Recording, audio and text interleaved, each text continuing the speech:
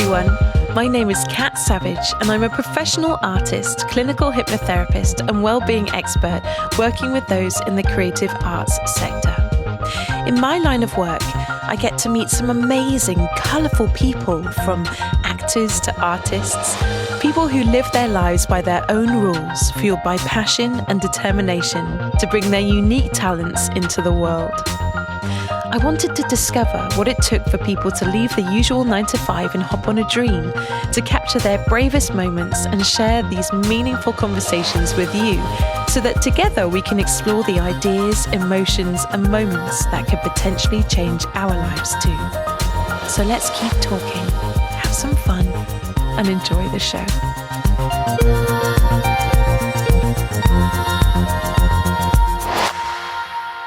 This week on the show, we speak to eco-artist from Serendipity Sea Crafts, Laura Edmunds. Creating beautiful and bespoke pieces of art out of sea glass, pebbles and junk found on our beaches, Laura's art is not only a fascinating historical capturing of our coastline and humanity, but also a way to clean up our landscape and preserve it for future generations. But there is more to Laura than meets the eye. You may have seen her on Countryfile or singing as part of the Military Wives Choir that had a Christmas #1 hit in the charts, and later their story told in the film version of their success. It is with great pleasure that I get to introduce you to ethical artist and part of the Plymouth Colour Collective, Laura Edmunds.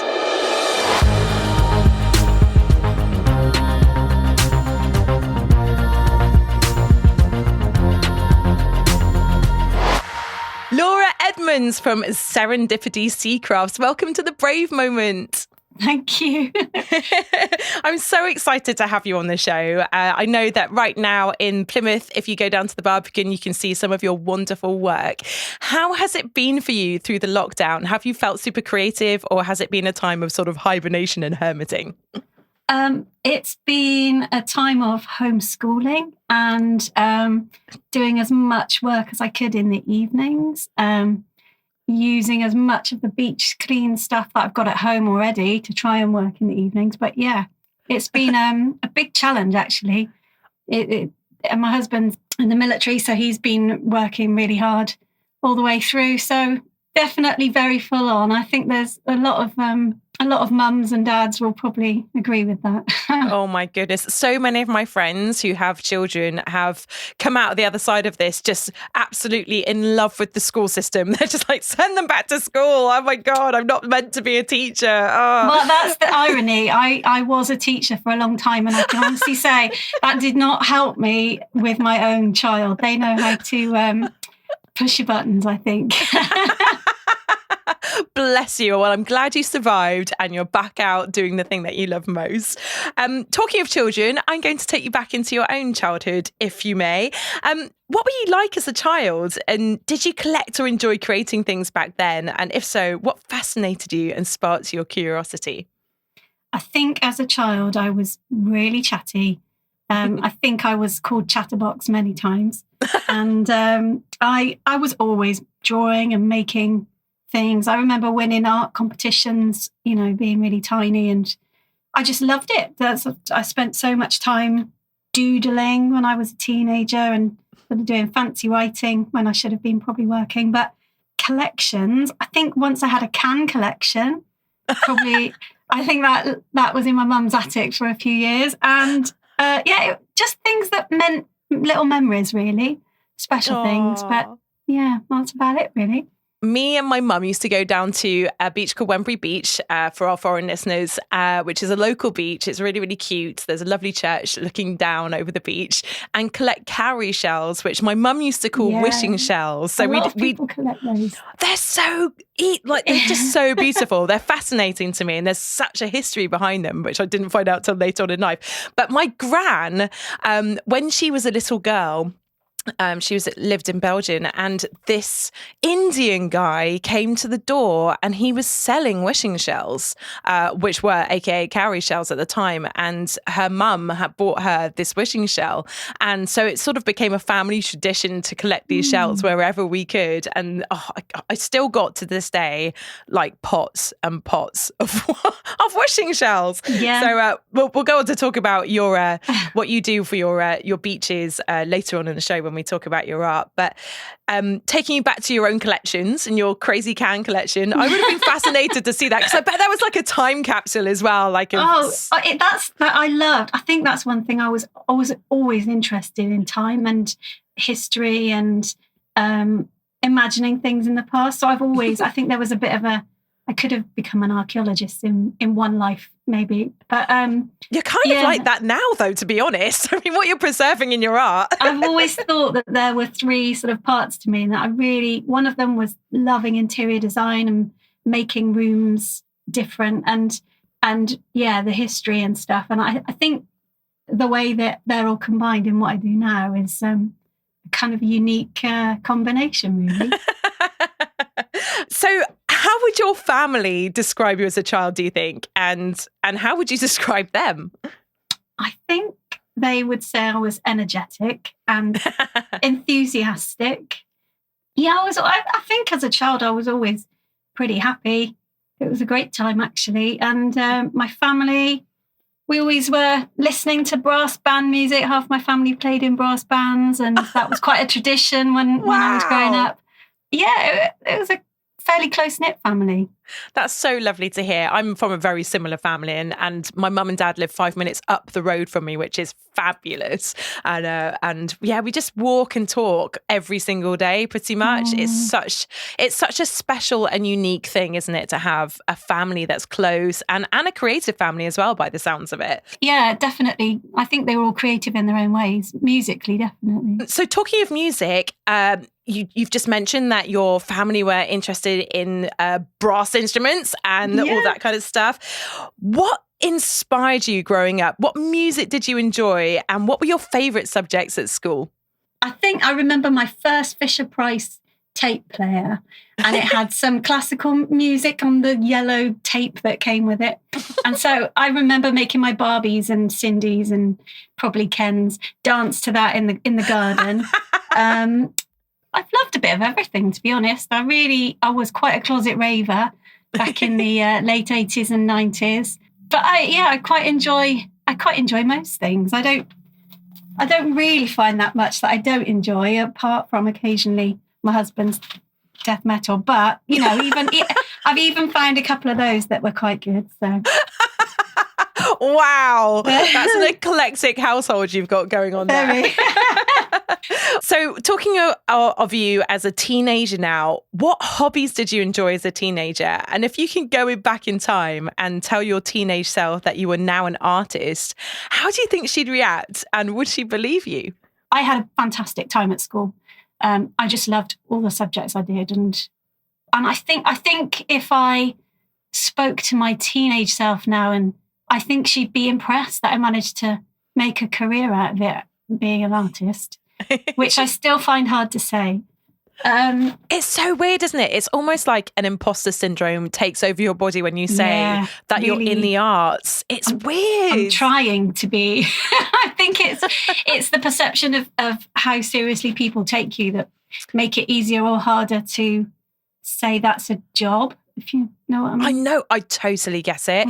And, talking of school and stuff like that, I was a really creative child at school. And I was one of those dramatic children, darling, that would do lots of drama exams and stuff outside of school. And you have that kind of, I don't know, debate with your inner mind, don't you, as to whether or not you can be a creative, because at school it's kind of like one of those, and I put this in quote unquote marks, Mickey Mouse subjects that you kind of do for fun, and you can't imagine that a job could be fun like that, could you? I think I remember after I'd done my homework, because I was a good girl, I always did my homework on time, and but after I'd done it, I just spent so long doodling words and names and kind of drawing swirly writing, and honestly, the fact that somebody buys something with my swirly whirly writing on it now, I actually pinch myself because I can't believe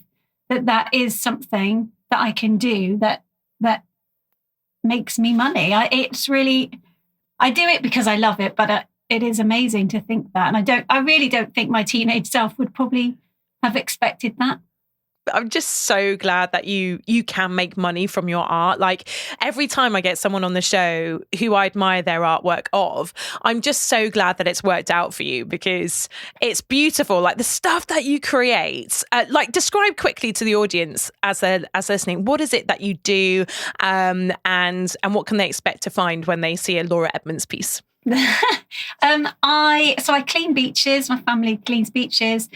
Started off picking up the nice bits of sea pottery and sea glass. I think people, once they discover, collect those kind of things. And then we started picking up all of the rubbish.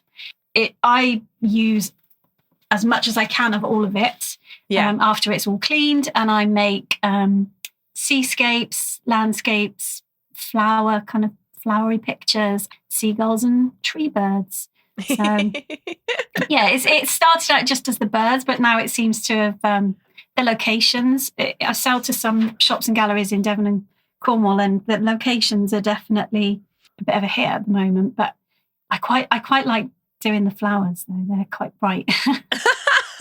I saw on your Instagram recently, you've done a piece including the Plymouth Lighthouse, Meetings Tower, and I couldn't believe how big it was. I know that sounds ridiculous, but I was like, wow, she's just created this from a seeming nothing, and it's beautiful. Oh, anyway, thank you. We'll talk more about that later on. Right, so you've mentioned that you've married into the military. You do have a military husband. So how did you come to meet your partner, and how did that change the course of your life? I think when I met him, I was really quite independent, living on my own. I'd been teaching for a while, and we met through a mutual friend, but without really expecting to. He was dressed as Spider-Man. I didn't. Well, it was Halloween. I didn't get the memo that it was fancy dress. He spun some webs out a passing fire engine, and I was smitten really from there on in. Bless him. Oh my goodness. So, I mean, what is life like as a military wife? And, what have been some of the highlights and the proud moments that you've had in that lifestyle? I think I have learnt that the term planned with military precision can sometimes be the biggest lie in the world. I don't feel like we have much predictability to our life all of the time. He's a fantastic husband, fantastic dad. But I think I've learnt that as long as our life works around my daughter and I all the time, then, when he's here and when he's around, he's fabulous. But I think I've learnt to be a bit more resilient, but it's really not easy. And there are lots of people in the same position. Highlights. I'm really proud of him. We've got a great life down here in Plymouth that I wouldn't have had if I hadn't have moved down here. And I've met a lot of really great people doing the Military Wives Choir. That was definitely a highlight. Let's talk a little bit about that, because that was such a little sneaky moment that came in through your email. Talk to us about the Military Wives Choir and just that whole experience. I'm absolutely curious. So I think it was my husband's second tour of Afghanistan. And I know that there was quite a lot in the news at the time, because I think there was press with them. And I think sometimes we heard more on the telly and in the newspapers than sometimes we did, because they didn't have great communication. So we had a little flyer came through the door saying they were going to have a choir if we wanted to do one. And it was Gareth Malone, and I'd always watched the choir. So I was like, this is brilliant. I don't know if I can sing or not, but I'd love to be able to just catch up with some other people. And I think the great thing about being around other military wives and girlfriends was that I think when Jimmy was away, people were concerned, so you wanted to make sure you gave them as much information as you could. Whereas when I met up with all of the women at choir, there was no explanation needed, because we were all in the same boat, which was really, it felt like a hug, I think, from the minute you walked in. And some people I knew, some people were new friends. But yeah, we went to the first meeting, and then things went off in all sorts of directions that truly we never expected, or even in our wildest dreams never thought would have happened. It's a crazy time, really. When you look back, I literally turned up for a sing-along, and it turned into a number one, Christmas number one.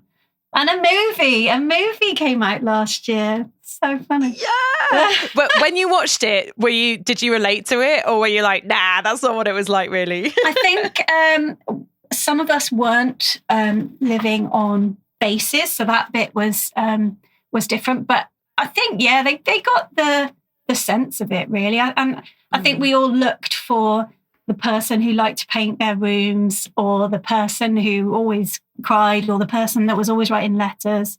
And probably all three of those things, actually. So, you know, I think all of our characters were represented.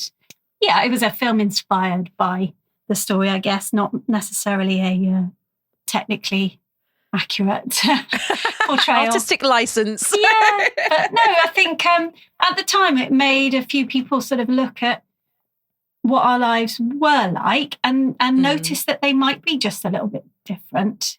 I mean, I totally get it. A lot of our family are military.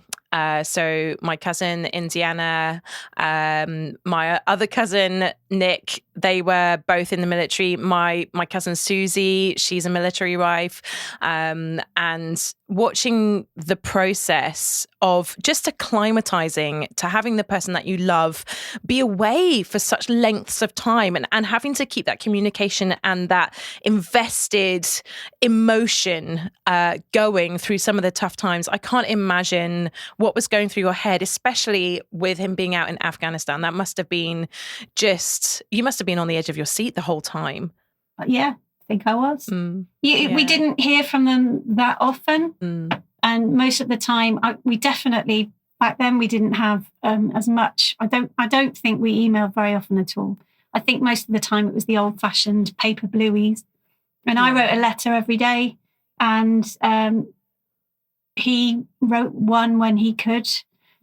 So yeah, there's no question though. You just you do have to get on with it. But definitely, I don't think it's easy for anybody concerned. I know that in that period of time in your life, things changed for you, didn't it, when you were trying to get pregnant with your daughter? How did you cope with what you were going through emotionally, whilst also trying to balance a job and living the military lifestyle that you're describing now? Well, we had our daughter a few weeks before my husband had to go away again. And I think the teacher in me thought, yeah, kids, I've absolutely got this. And I had not factored in lack of sleep, a child that had colic, and she's a great daughter. I love her to bits, but it was a baptism of fire. And as brilliant as family and friends were, I think there was a lot of time on my own in the winter with just her and me. So yeah, I did struggle with that. It took me a long time to admit that I'd had postnatal depression, because I think if I'd admitted it, I might not have coped, if that sound a bit strange. Understandable. I think I remember doing the questionnaire once I saw in a mum's magazine of, are you suffering from postnatal depression? I think there were 12 questions, and I think I got 11 out of 12. But I remember thinking, it wasn't 12, so I'm okay.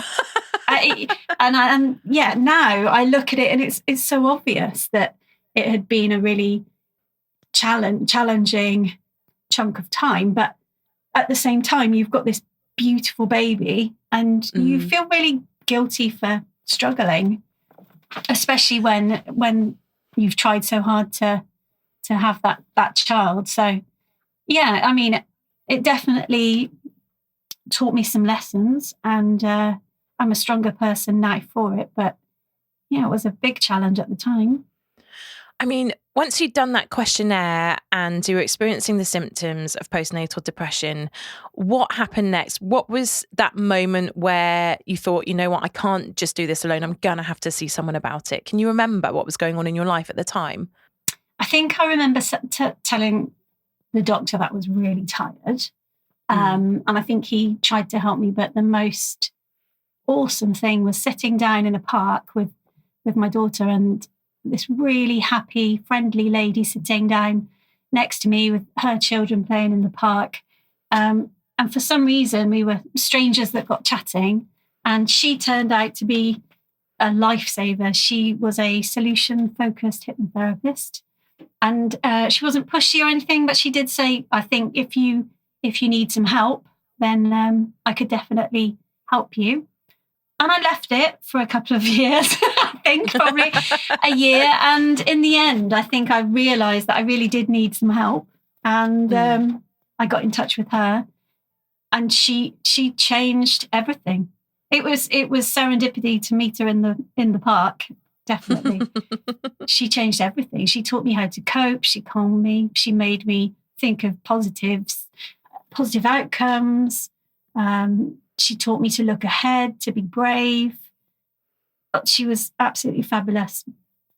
Oh, I'm so pleased that you managed to find that person that was right for you in a therapeutic sense as well. And, you know, obviously I'm a hypnotherapist by trade in the daytime, and I have seen it happen. I can see when people are ready, when they're ready to take on that information to change. It is a moment for you, isn't it? As a person receiving that therapy, it is life-changing to know that you can take control of what is deemed at the time to be something out of your control. I think that was the thing. Every part of life at that point, no matter how hard I tried, felt like I didn't really have control over it. And I think, like I said, the nature of our life, brilliant though it is often unpredictable. It was lucky that she found me, because I don't think I'd ever considered hypnotherapy as something that would even work, or that it was even real. I remember going to see people being hypnotized on stage as a student at uni, and that definitely was not solution-focused hypnotherapy. No walking around like a chicken. Do you know, I have to have that conversation so many times, because there's a difference between a hypnotist and a hypnotherapist, and both use suggestibility in different psychic senses, I think is the way to put it. Not psychic as in, ooh, look into the future, but psychic as in, you know, your cerebral senses. And it's still today a common fear that someone's like, oh, you're going to put me to sleep and make me do a chicken dance. I'm like, no, it's just counselling in a relaxed state, isn't it? But how did that change you? What was like the main thing that you learned about yourself through the therapy, and how did it move you forward?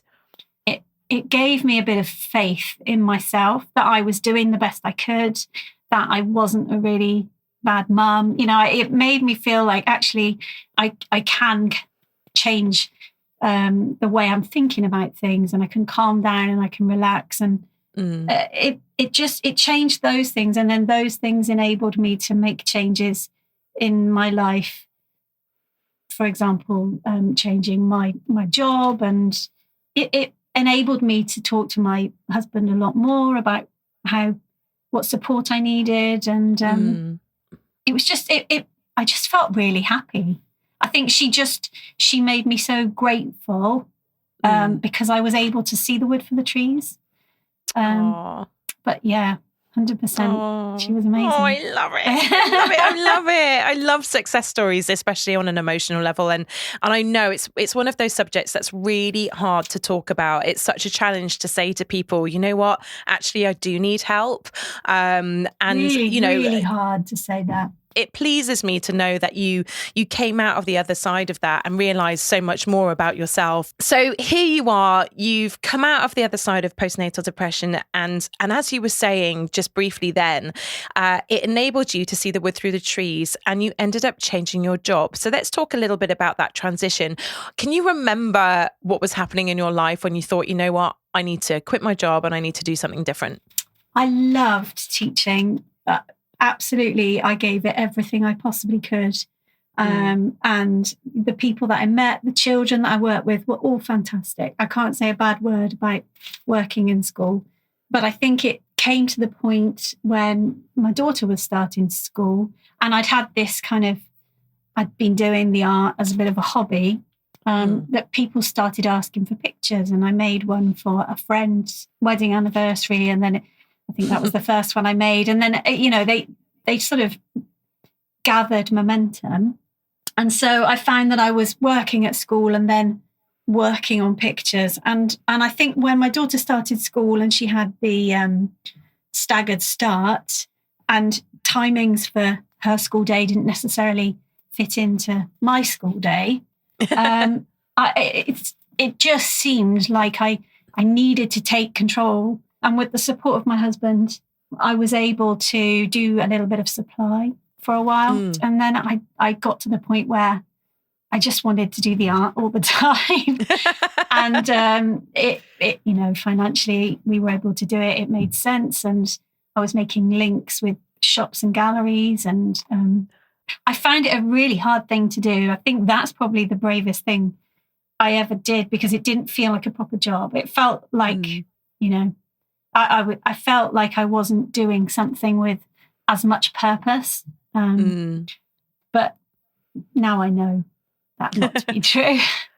And through lockdown especially, I mean, the arts and the artists have been a crucial part of people's recovery. And, I know from my side of the industry, with musical background, music has been such a massive therapy for those that have been stuck in hospital. People have been stuck at home feeling miserable, and they're starting to get creative themselves and finding that creativity themselves, but also just being able to see art, to feel art when you can't hug another person. It's been a really empowering thing, I think, for artists in particular, because it's really shown how valuable we all are. Yeah, and people have really enjoyed seeing the places that they can't visit. So quite a few people have loved pictures of, like I say, the seascapes and the landscapes. But yeah, the lockdown was a really weird one, because I think the art was really helpful, but then I had less time to do it than I normally would. But yeah, I think people have realized all sorts of things through the last 15 months, or haven't they? Yeah, for sure. Talking of your art, can you remember the first thing you ever sold, and how did that make you feel? I think I'd done a craft fair. and I just remember being really scared that the bits would fall off. I really hope the bits don't fall off, because what are people going to do if the bits fall off? I know that sounds really silly. I just didn't want people to come back and say, sorry, this is really rubbish, all the bits fell off. That sounds really silly. But also I was in awe that anybody would want to buy anything that I made. And I think at that point I was probably giving it away, really, in terms of not charging very much. That's a bit of a journey in itself, isn't it? Oh, figuring my out goodness. how to price something and it's reflective of your own self-worth, isn't it? Because I can remember sort of at the beginning of my therapist journey, actually, and we were talking about pricing and all the rest of it. And again, I think it's a female thing. I mean, I don't want to sort of get into sort of a sexist debate around money, but it seems quite easy from what I've seen of, the creators around me that are male or identify as male. They can just put a price out and they're just confident straight away. And then all the women that I know, people that identify as women, we're like, is that too much? Like, would you pay for it? And everyone else has to be there to go, yeah. Yeah. I think the thing that started to make me feel more confident, a local artist, Brian Pollard, he invited me and a few others to become part of the Plymouth Colour Collective.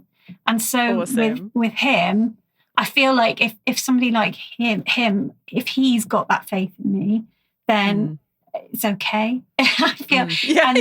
Another artist, Dave Crocker, I know Dave Crocker. Do you? Yeah, he's awesome. I met Dave when he was doing his 365 days of pictures. Awesome. And we helped him set up one of his exhibitions for that before Emmy was born. Yeah. Oh, massive shout out, Dave Crocker, you Love legend. Dave Crocker. But when people like that, Dave saw, I think before I'd even started selling to a shop, he said, look, these, you could do something with these. And I think he knew that it was making me happy as well. So I think as soon as other artists took me vaguely seriously, that gave me confidence. I think because it feels so small what I do, and I know it's not on the same level as people like Brian and Dave, but I'm really grateful that they kind of take me under their wing and they've encouraged me. So yeah, I'm grateful too. But it is valuable what you do, because you are collecting from the beaches, and in some small way. And I can remember when I started doing some sort of like activism work for a charity called Animals Asia, and I was so overwhelmed at the beginning that what I could offer them was so tiny. And one of my friends rightly said, you've just got to take care of a little bubble of the world. And if you can do that, then that will sort of ripple effect out. And that made sense to me all of a sudden. She's like, just look after one thing and serve that and use that and utilize it. And you'll find that there's galvanization in that. And I think what you're doing, even though maybe to you it seems quite small, the fact that you're even taking anything from your beachcombing that could potentially harm a creature, or whatever size that creature is, and making someone else joyful and happy, that's a big thing. I think I'd like to think so, and I get the benefit too, because I think and I'm really pleased that my daughter is she's so great at beachcombing. She knows how to be careful. She finds the best interesting historical pieces. She found me this tiny piece of a pot that had come all the way from a chemist in Australia, and we even found the location of this chemist the building was still there. It was amazing. So what did your friends and family think about your art, as it was emerging? How did they sort of view things? Did they know how important it was for you? And what did it, did they know what it would lead to? No. I think everybody always knew I liked art. I was always doing something, paintings of peppers or random life drawing classes, but that was always just part of me. I think when I gave up that really sensible career, that's when people realised that there was a change. But when I was on Country File, suddenly people stopped and thought, wow, actually, yeah, no, she's gonna go for it. It was also the point when I admitted what I'd gone through to get to where I was, which I was in the middle of that conversation, and it was a tiny 5-minute conversation on Country File, but I just admitted to the whole world how I'd been feeling, which felt like a really big deal. And I think once people knew I was making the changes for a positive reason, I think they took me much more seriously. But yeah. There is, that therapeutic aspect to your work links so much into how I view art as well. And I think that's one of the reasons why I was so intrigued to get you on the show as well, because your story and the way that you see art, you're like a spirit animal to me, I think. I just love it. I love it. And I love that you've taken something that could potentially have damaged you in an emotional way and turned it into something beautiful and hopeful and something that can be cherished by people. Talk to me a little bit about that experience of Country File. Were you proud? Were you nervous? Like, what was the deal there? Those things. I literally received an email to say, we're filming Country File on Wembury Beach. Would you like to be involved? And that was a question that needed no time. I think I said yes before I'd even really thought about the fact that I hadn't had a haircut, and I looked like, just the whole, oh my goodness, it felt so huge. And it was really interesting, really great to meet the team, and Anita Rani was wonderful and professional. But I think she handled me. I don't think she probably even knew that I was bearing my soul at that point. But, it was really interesting to be part of that. And like I said, it was about 4 minutes. But the thing my family thought was wonderful was that I made the thumbnail on the iPlayer. Yay! So, yay! That's a prestigious place, my friend. Yeah, it's probably never to be repeated. But no, it was really good. And it just gave me an opportunity to reach a few more people, because I think I was always, in fact, it was Dave who always said to me, you know, a picture on a wall is like an advert for what you do. But I also like to think that every picture on the wall, once people start looking at what it's actually made of, I don't want to be too heavy. And, you know, but I do want people to realise this is all just junk on a beach. And, you know, it is time that we change that. So I think if every picture can just be a little bit more awareness, or a tiny moment on Country File, make somebody think about making changes, not only, you know, admitting to mental health issues, or going and cleaning the beach and getting some fresh air. You know, they're all good changes to make. Oh, I love that. I'm going to try and seek out that episode so I can watch it now. Believe me, you have to go through pretty much the whole episode to find my 4 minutes. Epic. It'll be worth it. I love Country File. That's awesome. So what are you discovering about yourself as an artist through this process? And I put artist up there in big capital letters and shine it in your eyes. What are you discovering about yourself now? I think I am getting brighter.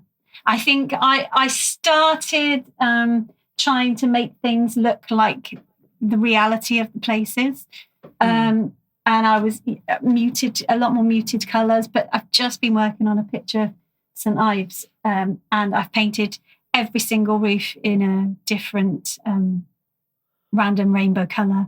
So wow. I use a lot of people give me their leftover nail varnish or bits of paint, and I've got all sorts of colours, and I think I'm just getting brighter. And as times have been a bit darker lately, I just seem to have got brighter and brighter. And maybe it's less accurate. Maybe it's a bit more making the world a bit more bright and a bit more cheerful. But I think that's where I am at the moment. I'm believing that I can actually keep up with the orders that I've got. I mean, it's really great, all the shops that have made it through and the galleries that have made it through, and that they still want my stuff. And I think sometimes I have to take a little breath and think, no, I can fulfill all these orders, which is it's a luxury problem to have. But I just want to make everything bright and colourful, and just make sure people understand what it is that I'm using and get the message of where it's from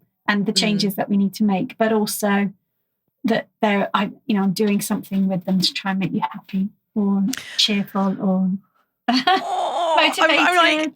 I feel super warm inside right now. Like, if you're a Frozen fan, I'm a massive Frozen fan, then I'm literally Olaf right now, receiving a warm Laura Edmunds hug. Yeah. I'll try not to in this heat. Oh my goodness, we're so lucky. Oh, do you know what? That's awesome. And kind of indicative of the historical moment that we're in now with the pandemic. You know, having those rainbow roofs on your St. Ives scene. I mean, the person that ends up buying that will be able to hopefully listen to this podcast and hear the joy, hear the brightness, and remember this time forever. That rainbow, which has been stuck and seared in our mind for the last 15 months, as you say, it's there in your artwork and reflecting out of you, which is incredible. I haven't really even made the connection with every single rainbow that's been on the window of our street group. Has been amazing, and there's been colourful things on all sorts of windows, and I haven't really. I'm making them bright to make them cheerful, but I suppose we've had rainbows everywhere, haven't we? And I really hadn't made that. I haven't made that link. Subliminal rainbows coming out. I think it is. I think things have been so dark and so sad, and so I just want everything to have a bit of hope and be a bit brighter. So, talking of joy and happiness and brightness, what brings you joy in your life now that, say, 10 years ago you would have never thought was possible? Gosh, I think that's a really hard question, because I've got a brilliant family. Probably 10 years ago, we wouldn't have thought we could have that. So I'm really, really grateful for that. I've got a studio, and I'm I'm an actual artist. Swish! So that's pretty amazing. I love that we can do some kitchen dancing all together on a Friday evening to Groove Is in the Heart, which is my favourite song of all time and was my wedding song also. Yeah, I think if anything, this just life around you and just we're growing things, we've got a lovely home. I don't think 10 years ago I even knew that any of this journey would have happened. None of it. Absolutely none of it. I was working as a teacher. I think Jimmy was in Afghan. None of the rest of it had even been a blip on the radar. So, yeah. Aww. You don't know what's going to be around the corner, really, do you? You never know. Oh. Cue the spooky music. What do you hope people will see in your pieces? And I know that you've kind of described how you feel about them, but what do you hope other people will see? Well, our mutual friend Dave Crocker has always said to me that other people always finish the picture with what they take from it or what they interpret it to be or to mean. So I hope people find their own finishing story in them. But yeah, I want them just to mean something to somebody, really. I'm just really grateful anybody wants to put one on their wall. When you're creating your pieces, is there like a method to how you put them together, or is it just intuitive? Do you just get a bunch out of a drawer and go, oh, I'm going to do this today? Or do you kind of have a preconceived idea? It depends. If I'm making it for myself, I'll have maybe been somewhere or taken some photos or done a sketch or something, and then I come home and I don't know, I kind of just get everything out. The studio is often, anybody that's been here is often an absolute tip, but it's an organised tip because I've started putting things in colour boxes lately, just because that seems quite pleasing to my brain. So that helps me work, based on colour. I don't know. I think they're quite organic. If I'm doing some pieces with the writing on, I'll do that bit first. And then, but even that's organic. Depends on what I'm feeling and what kind of motivation I feel we all need at the time. I'm just fascinated because I love collecting things and stuff. And I know how long it takes me to, say, do a watercolor painting or something like that. But I can't imagine having to construct as well as come up with the idea, as well as find all the appropriate pieces that fit together. Do you find it hard sometimes to let a piece go to a gallery? Are you like, no, it's taken me half my life to create? I do sometimes. Most of the ones, if they're sort of the galleries and the shops have asked for them, specifically, I'll make them for them. But there are 3 pictures just over my shoulder behind me on the wall that I'm hoping will go into an exhibition that we've got coming up with Plymouth Colour Collective in September. Awesome. It's already been cancelled twice because of the pandemic down at Ocean Studios. So, and there are some pieces that I know I'm going to try and put into that, and I don't know if I'm ready to say goodbye to them, although I would love to sell them, if you know what I mean. Yeah. It's the one-off pieces that, or the ones that have got a really special bit of pottery or something that I really like in them. Can you describe the 3 that you've got that you want to put into the exhibition? Can you describe what they're of? There is one of Bobby Sand. There is one of Salcombe, all the boats out. Awesome. And there's another one of Plymouth Hoe. And I keep loving using a bit of gold paint at the moment. So that one's got a bit of gold paint in it. And snazzy. All sorts of bits of plastic. And I've made Plymouth Hoe out of really bright bits of luminous yellow, green, blue, red, black, grey, literally any colour I could find. So wow. It's a bit psychedelic. But yeah, those, well, actually there's another one next to it, which is a load of daisies that I made and a plastic golf ball that made dandelion heads. So actually it's 4 pictures behind my head. Wow. Yeah. So when you're looking at all of this wonderful work that you're creating, what motivates you to keep going? And have you ever wanted to quit? No, never wanted to quit. Yay. I feel like I found my niche or my happy place. I can't imagine not making art every day now. I mean, what has it meant for your family for you to take on this art journey? Everybody in this family has helped me with beach cleaning and ideas. And I think they know that I'm sometimes a bit stressed when it comes to making sure orders go out. And I do find that I don't work less hours having my own business. But I think I'm a happier person. I'm probably a better mum. And I think I'm more me, really, which is a strange thing to say. This just, it came along when I needed it. And I didn't know I needed it. Being a teacher was completely all me. That was what I did. I loved it. But this is just different, I guess. Oh, I love that. It's nice to hear someone that's really positive about their past career as well as the one that they're in now, especially with creativity, because I know that a lot of artists will struggle with that debate in their mind, especially if they do love their job. And they're making that decision because one is just slightly outweighing the other now. And it could be, like you said, you have more orders coming in and they were topping up and you could feel that transition point. I want to talk a little bit, just as we're coming to the end of the podcast, I just want to take you back to your brave moment, because that was about your transition, wasn't it? But what did that brave moment allow you? What did you feel in that moment, making that decision, and how did it change you as a person? I think that brave moment was all about finding some control in a life that I love, but that I felt like I didn't have much control over. So I think it just meant that by making the change, I could improve everything. It made me feel better. It made my family feel better. It just felt right. And I've always been one to go with my gut feeling. That just felt like a massive, massive change. And I wouldn't have been able to do it. I wouldn't have had the luxury of being able to do it if it hadn't have been for a really supportive husband, family. But yeah, definitely probably the bravest thing I've ever done, but not that I thought it at the time. I just thought that it was a really hard change to make. I needed it to change. So I think it got to that point where necessity outweighed anything else, really. When you were on the other side of it, did you get that clear focus of where you wanted to go? Was it still really fuzzy? Did you feel like you'd made the wrong decision, or were you just absolutely certain that it was correct?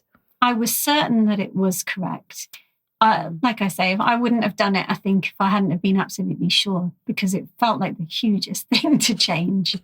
I made sure that I did supply at the beginning, just in case, and that enabled me to have a bit of flexibility.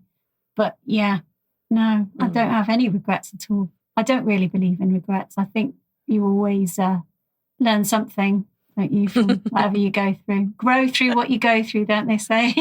Oh, I love it. I love it. So we're coming to the end of the podcast, and I would love for you to just give us your advice for other people who are considering a change into a life of making art. What tips can you give them for that transitional period? First of all, try and find the courage to actually call yourself an artist. That's a really tough one. I think making art is making art every day is it's a luxury, really, but it's also, it feels like a necessity. I think if you're that way inclined, if you feel the need to create, I think it's about being brave, making sure you're financially able to do it, because then you enjoy the process more. But it is actually a job. It can be a career. I think definitely if you're from my generation, probably don't necessarily think that it was, but it is. And just be brave, and it's so fun. It's so freeing. But I think self-confidence is really the thing. I think believing that you are vaguely good at what you're doing enough to sell something, If that makes sense. I know I don't have any delusions of grandeur, but I'm really glad that people like buying bits and bobs. And I'm really glad for you. Thanks. You're welcome. Right, I'm going to throw you into a quick fire question round before I let you get back to your important, amazing artwork. Are you ready, Laura Edmunds? I will try. Okay, here we go. What could you not live without? It's the toss-up, coffee or gin. Also, my lovely family. That should have been first. I love that answer so much. Oh my God. Song you absolutely must sing along to in the car. Groove is in the Heart by Delight. Yay. Favourite book and why?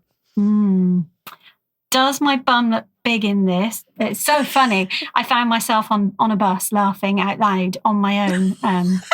It's so good. We'll add it into our Brave Moment bookshop so people can buy it. Favourite film and why? Military Wives Choir. You know, obviously. Military Wives. Just because it was our story with a bit of added artistic license. Of course. And it's a fabulous film anyway, so you should just go and watch it regardless. An object in your home that you cherish? I've got this really beautiful little tiny doll. She's a little Russian doll and she's bright orange, but she's absolutely beautiful and so tiny. So when you get to the ones inside, I think the smallest one is like a grain of rice. Oh, wow. Size. Yeah. But I collect all sorts of things that I think are special that nobody else probably does. So that's too hard to call that one, really. Closest thing to magic in real life? Love, I think. Oh, I totally agree. It's a bit cheesy, but it's true. Do you know what? No one has ever said that on this show before. Oh, and I'm really surprised. That's cheesy. Great. It's true, though. We can't go through life without cheese. It's important. It's literally the only thing to help our survival. So good job on that one. If you were to be reincarnated, what 3 memories or skills would you like to keep from this life? My daughter being born, marrying my husband, and memories of all the friends and family. Skills. I think art would come anyway. I think that's quite a basic thing. People just have to draw pictures in the sand or put a handprint in some mud. People have always done that. So I think that would come to me. If you could have any other talent, what would it be? I would love to be able to play a musical instrument beautifully. I tried the violin. Beautifully being the optimum word. I tried the violin and it was more like a cat's chorus, to be honest. But, keep on trying, girl. Pet peeve? Sound of eating. Oh my goodness. Yes, I'm with you on that. I really love food. I love going out for dinner and it doesn't happen all the time, but just occasionally, that one. Or certain words. When you say certain words are not good. I'm with you. There's one word that begins with M, ends in T and has ois in the middle, which I can't say. I literally can't say it because it makes me gag. If you add the word meal to that just makes me even worse. No. Let's move on quickly. Thing that makes you smile? Oh, that's too much. Life in general makes me smile. Last meal on earth? Oh, I've never been able to choose. Can you tell I'm a bit indecisive? Roast dinner, spag bowl, Chinese fish and chips, all of those on one plate, please. Finally, what are you grateful for today? I'm really lucky. I'm a lucky lady. I've got the best job. I've got an awesome family, great little house, a veg patch, and an awesome dog. Some beautiful chickens. Life's good, really. I think sometimes you get bogged down, but I've got great people around me, and couldn't ask for anything more, really. Oh, you get the solitary clap of success. Here it comes. Yay! Well done. It's been so lovely to talk to you. I've got one final question to ask you before you tell us your social media handles. What advice would you like to give to the world right now as we're coming out of this pandemic and we're all sort of like tentatively coming out of our houses onto the streets again? What advice would you like to give to the world? I think be kind, be true to yourself, look after the world. We've all been through quite a massive deal. So I think those things are the most important things right now. Thank you so much, Laura Edmunds from Serendipity Sea Crafts. Where can people find you and your work? Find me on Facebook. You can find me on Instagram. Just search Serendipity Sea Crafts on those two, and you'll definitely find me there. Thank you so much, Laura, for giving us so much of your time today. It's been such an honour to talk to you. No, thank you.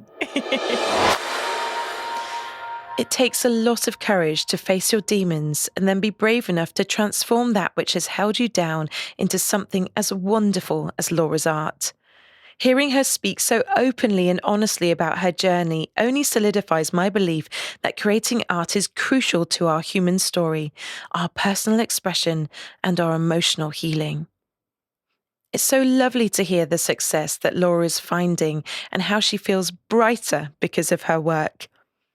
Finding your colour, your brightness, can sometimes feel a little challenging, but if you can trust in your intuition, or as Laura says, your gut instinct, and follow the process, sooner or later, you have no choice but to shine. I love Laura's response to what we should expect to find in her work. She said that those looking on her work are invited to finish the picture, to find their own meaning or motivation in it.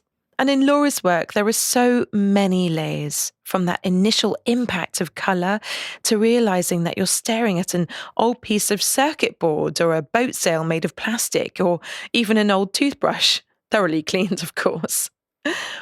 But knowing that someone out there has lovingly taken something that could harm our ocean creatures and turned it into the art you see before you, it is most definitely a reminder of the great change we all need to contribute to. And who knows, maybe join Laura on a beach clean once in a while. Laura has mentioned something that comes up a lot on this podcast, the idea of being an artist, calling yourself the very thing that you are. In ancient times, the artists were held in high regard, touched by the muses and with a direct line to the gods.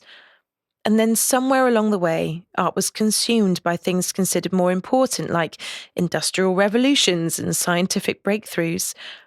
But how could these evolutionary occurrences happen without fervent creative minds? It's time to reclaim the title of artist and hold our heads up high. For to be an artist, to dedicate your purpose to imagination and bring new and brilliant ideas to life, to inspire, soothe and amuse the masses, is a job title one should be most proud of. It takes courage to be an artist today, but we are the architects of imagination, and without you, my artisanal brothers and sisters, the world would be a very, very dull place indeed. If the last year and a half has taught us anything, it's that the world needs art in its hands and in its heart. We need to see it, hear it, touch it, and feel inspired by it in order to survive when the world is a little more wild and frightening than we're used to. Art is our unique human experience and story, a true gift given only to us, and equally only taken away by us. So don't be afraid to claim it, express it, and serve it, for who knows how it might help those that find it next. As Jan Martel reminds us, if we, the citizens, do not support our artists, then we sacrifice our imagination on the altar of crude reality, and we end up believing in nothing. Our dreams become worthless. So keep on dreaming, imagining, and believing in your work, my dear listeners, for it paves the world with gold and allows everyone to shine just that little bit brighter. If you're interested in viewing Laura's work in person and other works created by the Plymouth Colour Collective, then you'll be pleased to hear that the art exhibition she mentioned in the podcast is going ahead between the 1st to the 19th of September at Plymouth's Ocean Studios. Next week on the show, we speak to theatre practitioner and writer Charlotte Stevenson about having the courage to pursue your dreams in the creative arts. Thank you so much for taking the time to listen to the show. If you have a spare moment now, please like, subscribe, and tell me your thoughts in a review on Apple Podcasts, which will really help other people like yourself to find the show. Of course, you can also share the show with your friends by following us at the Brave Moment Podcast on Facebook, Instagram, and YouTube, or on Twitter at Moment Brave, or just follow the Linktree on all of our social media platforms. It's been so wonderful to have you all here with me again. Please get in touch with your own stories, and remember, your brave moment starts now.